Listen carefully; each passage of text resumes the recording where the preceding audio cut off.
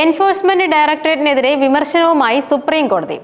എല്ലാ പരിധികളും ED ലംഘിച്ചിരിക്കുകയാണെന്നും federal സംവിധാനത്തെ പൂർണ്ണമായും ഹനിക്കുന്ന നടപടികളാണ് നടത്തുന്നതെന്നും ചീഫ് ജസ്റ്റിസ് BR ഗവായി കുറ്റപ്പെടുത്തി. തമിഴ്നാട് സ്റ്റേറ്റ് മാർക്കറ്റിംഗ് കോർപ്പറേഷനെതിരെ ED നടത്തുന്ന അന്വേഷണവും റെയ്ഡും കോടതി സ്റ്റേ ചെയ്തു.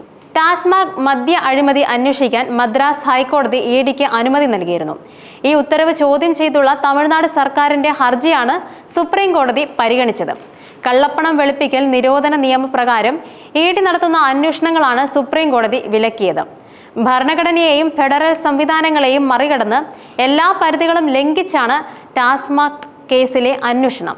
സർക്കാർ സംവിധാനത്തിനെതിരെയാണ് ED അന്വേഷണവും റെയ്ഡും നടത്തുന്നത്. വ്യക്തികൾക്കെതിരെ കുറ്റം ചുമത്താം, എന്നാൽ ഒരു കോർപ്പറേഷനെതിരെ ഇത്തരത്തിൽ കുറ്റം ചുമത്തുന്നത് എങ്ങനെയാണെന്നും ജസ്റ്റിസ് BR ഗവായി ചോദിച്ചു. ചീഫ് ജസ്റ്റിസിന് പുറമെ ജസ്റ്റിസ് അഗസ്റ്റിൻ ജോർജ് മസിഹും ബെഞ്ചിൽ അംഗമായിരുന്നു.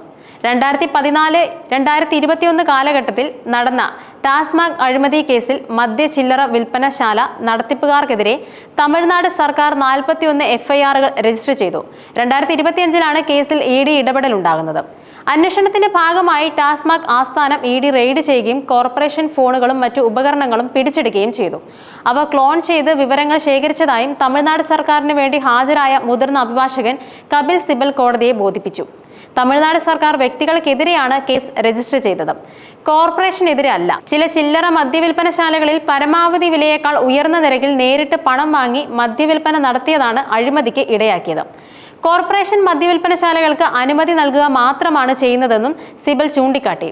ഈ ഘട്ടത്തിൽ കോർപ്പറേഷനെ എങ്ങനെ പ്രതിസ്ഥാനത്താക്കാൻ കഴിയുമെന്നും chief justice additional solicitor general SV രാജുവിനോട് വിശദീകരണം തേടി. തുടർന്നാണ് ED എല്ലാ പരിധികളും ലംഘിച്ചെന്ന പരീക്ഷണം ചീഫ് ജസ്റ്റിസിന്റെ ഭാഗത്തു നിന്ന് ഉണ്ടായത്. ടാസ്മാക്കിലെ ഉദ്യോഗസ്ഥരുടെ ഫോണുകളും മറ്റും പിടിച്ചെടുത്ത് അവ ക്ലോൺ ചെയ്യുക വഴി അവരുടെ സ്വകാര്യത ഹനിച്ചെന്നും ടാസ്മാക്കിലെ ഉദ്യോഗസ്ഥരുടെ ഫോണുകളും മറ്റും പിടിച്ചെടുത്ത് അവ ക്ലോൺ ചെയ്യുക വഴി അവരുടെ സ്വകാര്യത ഹനിച്ചെന്ന് ടാസ്മാക്കിന് വേണ്ടി ഹാജരായ മുകുൾ റോത്തഗി കോടതിയെ ബോധിപ്പിച്ചു. ഇത്തരത്തിൽ ED ശേഖരിച്ച വിവരങ്ങൾ ഉപയോഗിക്കുന്നത് വിലക്കണമെന്ന ആവശ്യം മുന്നോട്ട് വയ്ക്കുകയും ചെയ്തു. ഇടക്കാല ഉത്തരവ് പുറപ്പെടുവിച്ചതിനാൽ കൂടുതൽ നിർദ്ദേശങ്ങൾ നൽകാനാകില്ലെന്നും ബെഞ്ച് ഇതിന് മറുപടി നൽകി. 1000 കോടിയുടെ അഴിമതിയാണ് നടന്നിരിക്കുന്നത് എന്ന വാദമുഖം SV രാജു ഉയർത്തിയെങ്കിലും അതിനോട് യോജിക്കാൻ ബെഞ്ച് തയ്യാറായില്ല. സംസ്ഥാനം കേസിൽ FIRകൾ രജിസ്റ്റർ ചെയ്യുകയും തുടർ നടപടികൾ സ്വീകരിച്ചു വരികയുമാണ്. അനാവശ്യമായ വിഷയത്തിൽ എന്തിനാണ് ED ഇടപെടുന്നത്? എവിടെയാണ് ED ആരോപിക്കുന്ന കുറ്റമെന്നും ചീഫ് ജസ്റ്റിസ് ആരാഞ്ഞു. ഹർജിയിൽ EDക്ക് നോട്ടീസ് അയക്കാൻ ബെഞ്ച് ഉത്തരവായി. അതുവരെ കേസിൽ തുടർ നടപടികൾ പാടില്ലെന്നും ഉത്തരവിട്ടു.